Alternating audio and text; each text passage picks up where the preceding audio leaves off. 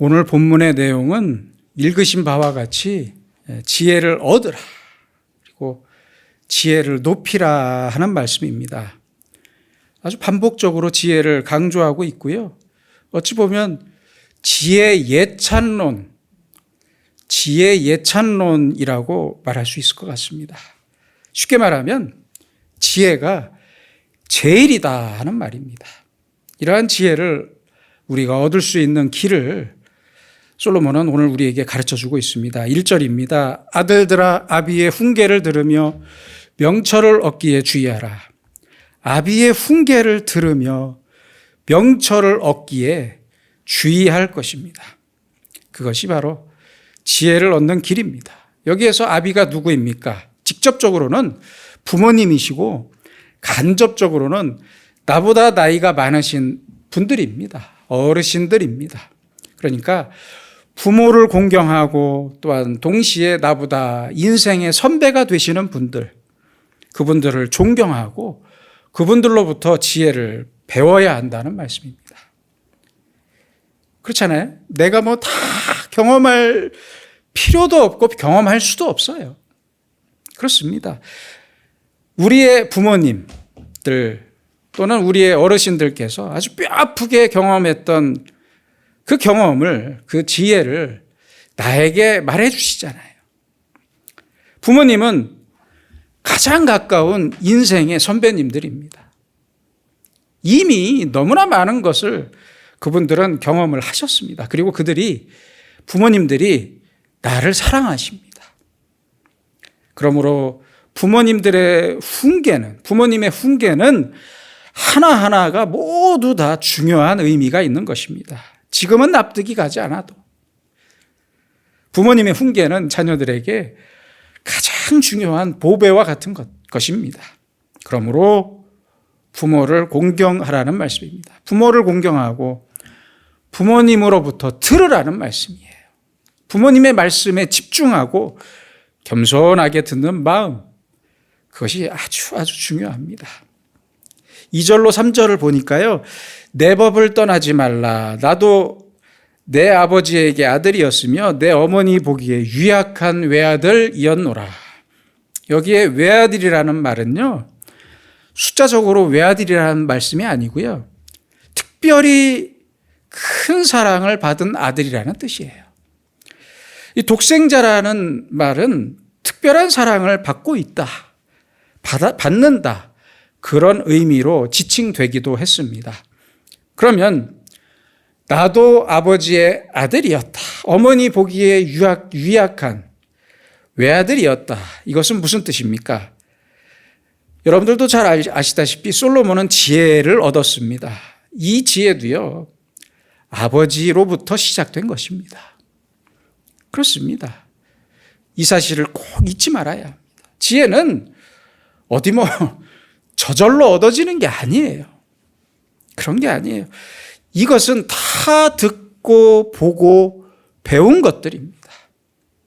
그러기 위해서는 부모님을 공경해야 하고 부모님을 사랑하는 마음을 가져야 합니다.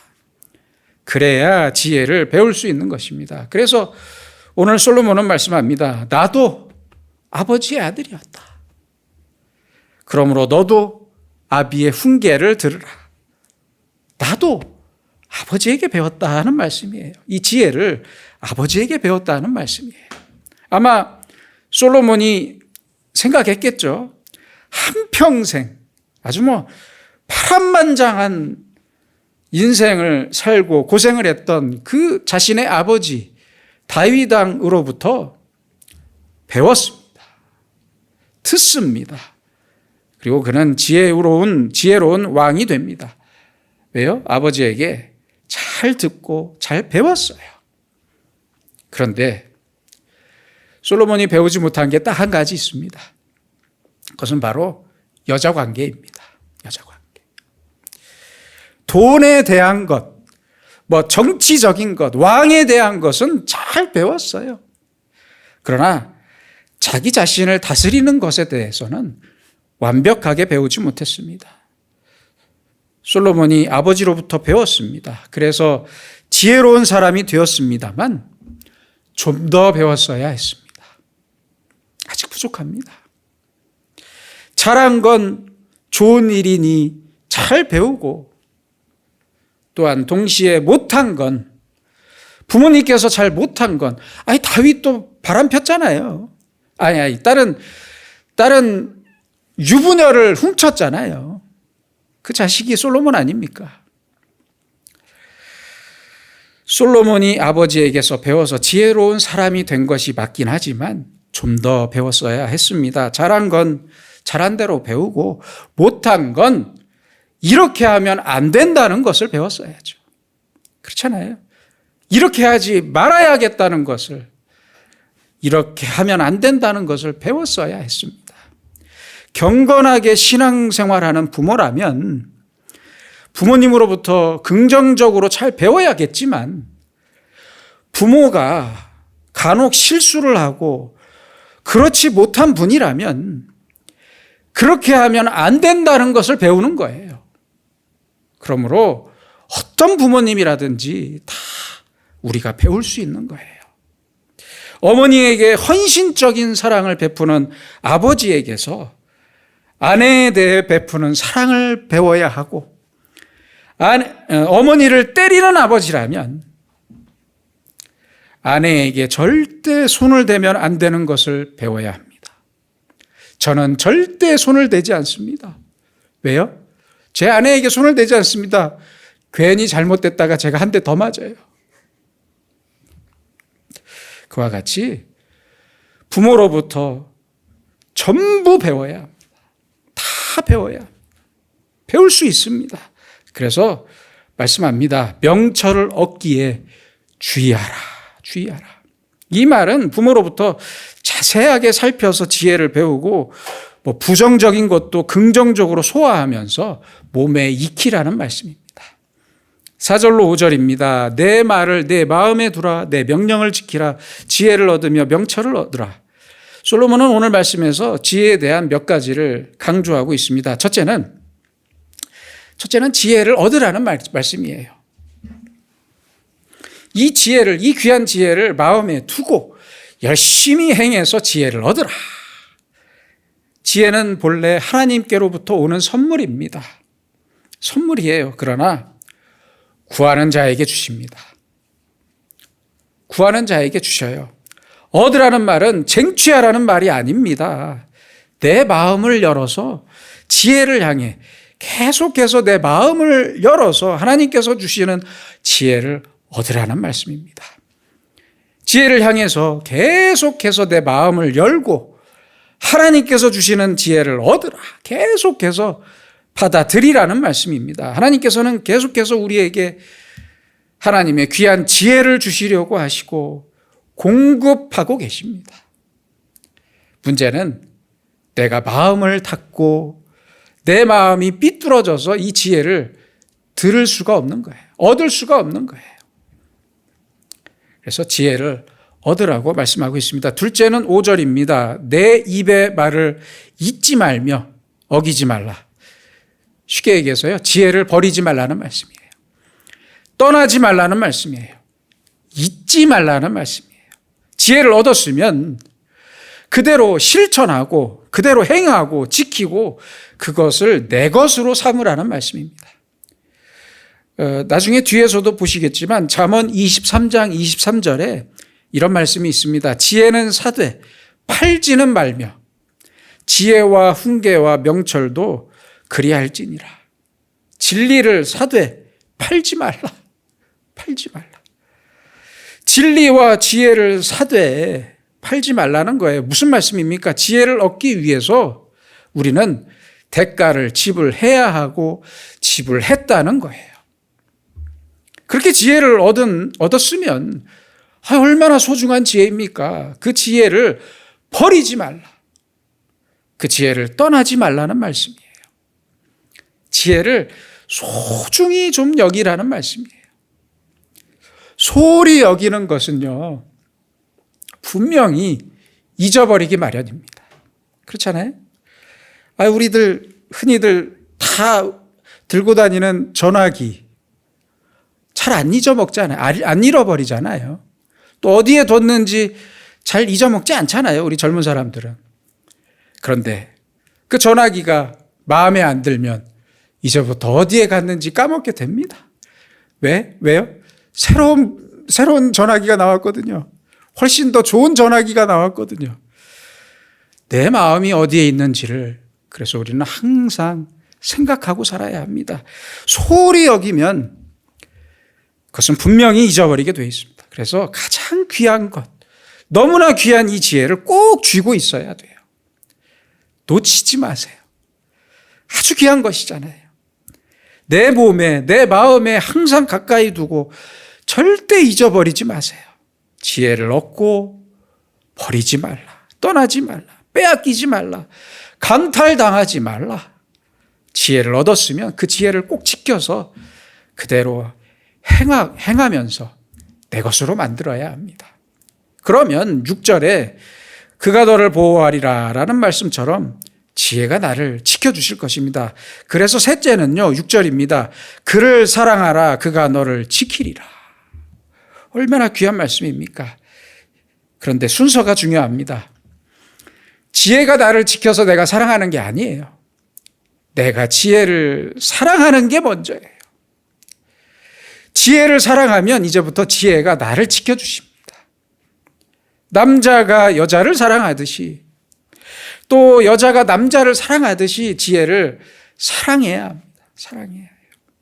이 사랑한다는 말은 제일 소중히 여긴다는 말이고요. 그것을 기뻐한다는 말이고 계속해서 생각한다는 말이에요. 그렇잖아요. 사랑이라는 건 그리움이잖아요. 저는 아내가 출근하면서부터 그리워져요. 계속해서 생각합니다. 다른 건 없어도 좋아요. 필요 없어요. 지혜를 사랑하니까 지혜만 있으면 돼요. 큰 재산을 이루셨습니까? 실패했습니까? 괜찮아요. 지혜를 얻었잖아요. 그러면 지혜로운 사람은 기뻐할 수 있어요. 왜요? 돈보다 중요한 게 지혜이고 돈보다 사랑하는 게 지혜이니까요. 또는 건강을 잃었습니까? 하지만 지혜를 얻었잖아요. 병원에 가보세요. 병원에 몸이 아파서 입원한 사람들은 지혜로워집니다. 몸이 아파서 입원하고 나서야 교회에 다시 나가겠답니다. 지혜를 얻었어요. 그러면 절대 슬퍼할 일이 아니에요. 부모님이 아파서 병원에 입원하셨어요. 대신 가족이 화목해지더라고요. 가족이 훨씬 더 좋은 것을 얻게 됩니다. 지혜를 사랑하는 자는 실패하거나 내 건강을 잃었더라도 그래서 기뻐할 수 있어요. 왜요? 비교할 수 없이 훨씬 더 값진 것을 얻었으니까요. 지혜를 얻었잖아요. 그래서 기뻐합니다. 바로 이것이 지혜를 사랑하는 것입니다. 지혜를 얻은 것을 내가 지혜를 얻은 것을 최고의 행복으로 생각하는 거예요. 여러분, 우리가 공부를 왜 합니까? 지식을 얻기 위해서 하잖아요. 이 지식을 좋아하거나 사랑하지 않는 사람은요, 공부를 못해요. 하고 싶어도 못해요.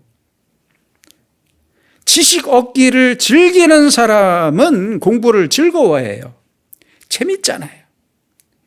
하나하나 깨달아가는 게 즐거워요. 기뻐요. 그러니까 지식을 사랑하면 공부가 즐거운 겁니다. 저도 음악을 너무 사랑해서 했어요. 그래서 기타를 중3 때 하루에 14시간씩 쳤어요. 14시간씩. 딱 그렇게 3달 치니까 남들이 저한테 그래요. 몇 년 전부터 기타 쳤냐고. 딱 3달밖에 안 쳤는데. 그렇게 되는 거예요. 그래서 오늘 솔로몬이 말씀하고 있습니다. 지혜를 사랑하라. 사랑하라.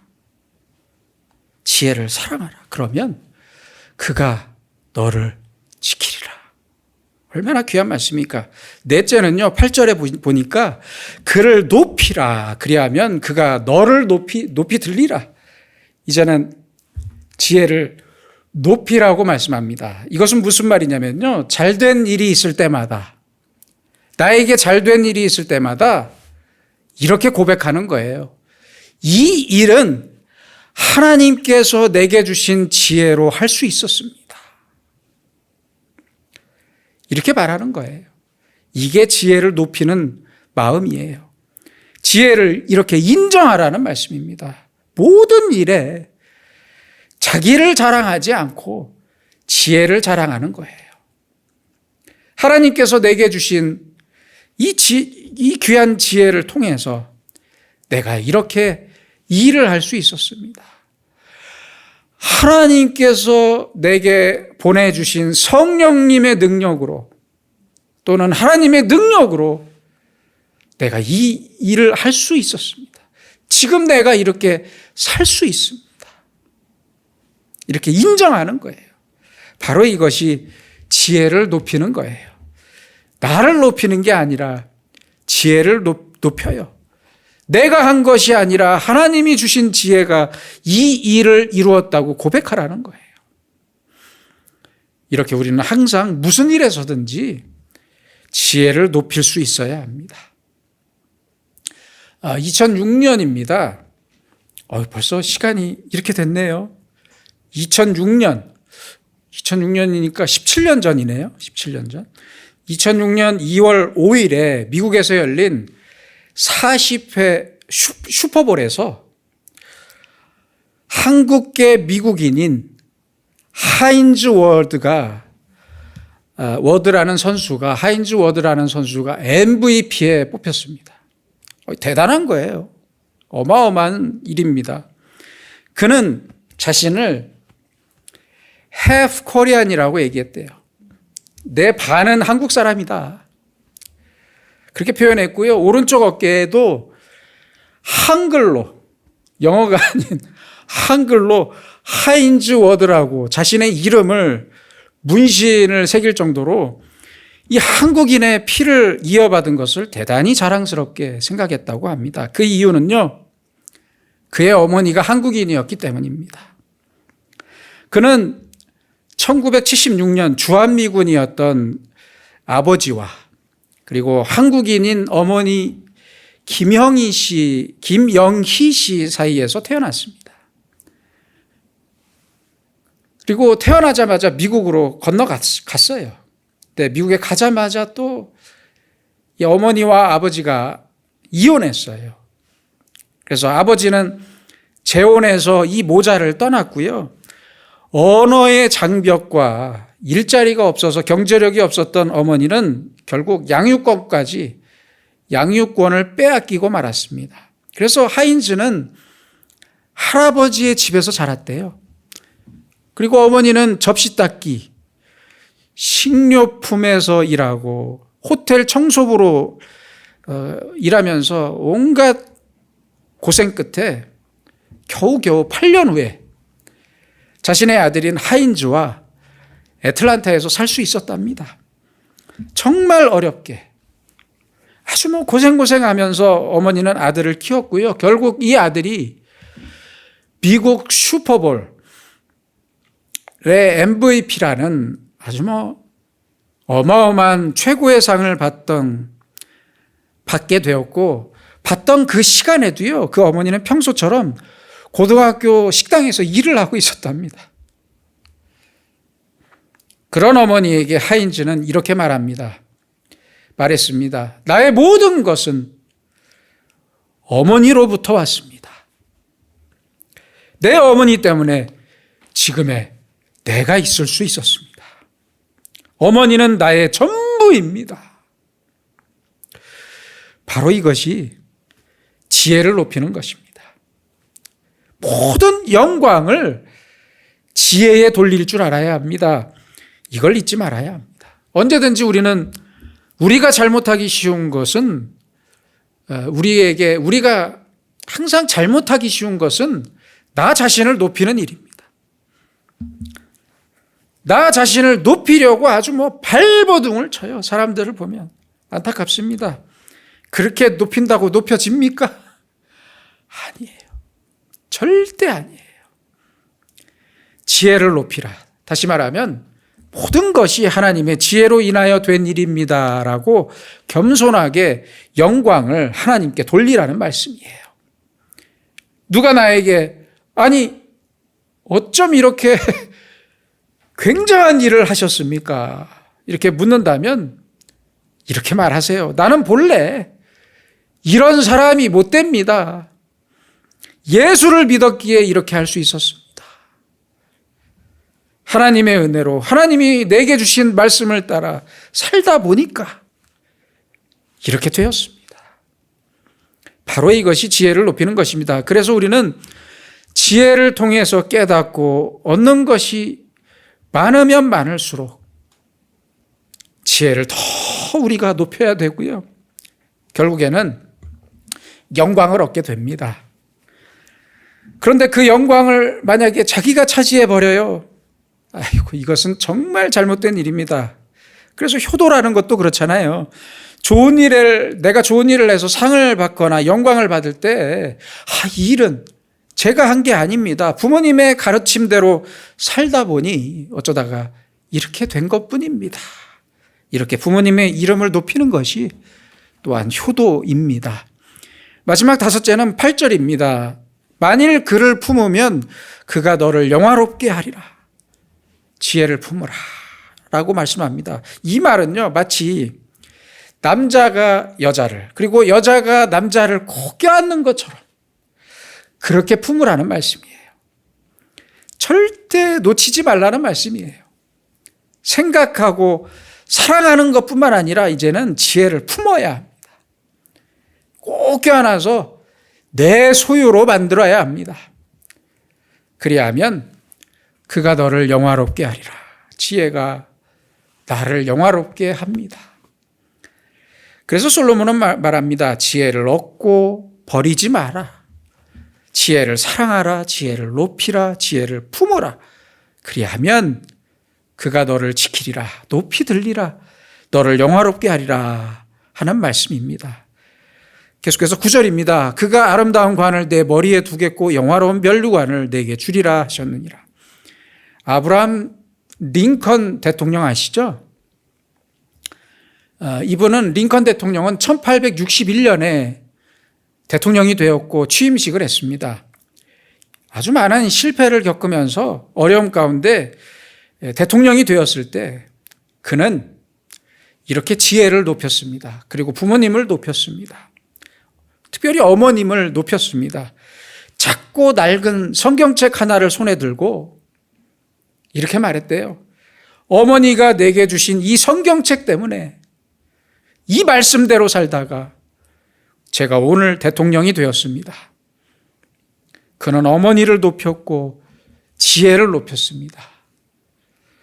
이 성경책은요, 계속해서 이제 오랜 세월이 흘러서 지금의 조 바이든 대통령 취임식에도 그대로 사용되었습니다.